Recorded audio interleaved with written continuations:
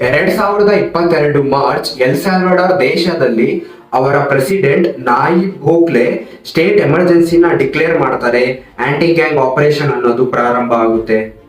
ಈ ಆಪರೇಷನ್ ಅಲ್ಲಿ 78,000ಕ್ಕೂ ಹೆಚ್ಚು ಜನನ ಅರೆಸ್ಟ್ ಮಾಡಿ ಒಂದು ಸಪರೇಟ್ ಆಗಿ ಒಂದು ಜೈಲ್ನ ಕಟ್ಟಿ ಆ ಜೈಲ್ನಲ್ಲಿ ಕೂಡ ಹಾಕ್ತಾರೆ.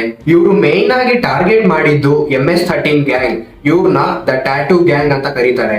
ಇವರು ಕೊಲೆನ ಮಾಡುವ ವಿಧಾನ ಮಚ್ಚು, ನಾವು ಫಿಲಮ್ ಅಲ್ಲಿ ನೋಡೋ ತರ ಮಚ್ಚಲ್ಲಿ ಹೊಡೆದು ಮನುಷ್ಯರನ್ನ ಕೊಲೆನ ಮಾಡ್ತಾರೆ. ಟ್ಯಾಟೂ ಹಾಕೊಳ್ಳೋದು ಈ MS-13 ಗ್ಯಾಂಗಿನ ಒಂದು ಕಲ್ಚರ್, ಒಂದು ಸಂಸ್ಕೃತಿ ಅಂತ ಹೇಳ್ಬೋದು. ಇವರ ಎಲ್ಲಾ ಮೈ ಮೇಲೂ ನಾವು ಟ್ಯಾಟೂಸ್ ನ ನೋಡ್ಬೋದು. ಈ ಎಲ್ಲಾ ಟ್ಯಾಟೂಸ್ಗೂ ಒಂದೊಂದು ಅರ್ಥನ ಇದೆ. MS-13 ಅಂತ ಅವರ ಗ್ಯಾಂಗ್ ಸಿಂಬಲ್ ನ ಹಾಕೊಂಡಿದ್ದಾರೆ. ಇನ್ನು ಕೆಲವೊಬ್ರು 666 ನಂಬರ್, ಡೆವಿಲ್ಸ್ ಹಾರ್ನ್ ಅನ್ನೋದು ಟ್ಯಾಟೂನ ಆಗಿ ಹಾಕೊಂಡಿದ್ದಾರೆ. ಯಾರ ಮೈಯಲ್ಲಿ ಟ್ಯಾಟೂ ಜಾಸ್ತಿ ಇರುತ್ತೋ ಅವರು ಜಾಸ್ತಿ ಕೊಲೆಗಳನ್ನ ಮಾಡಿದ್ದಾರೆ ಅಂತ ಅರ್ಥ ಹೇಳುತ್ತೆ.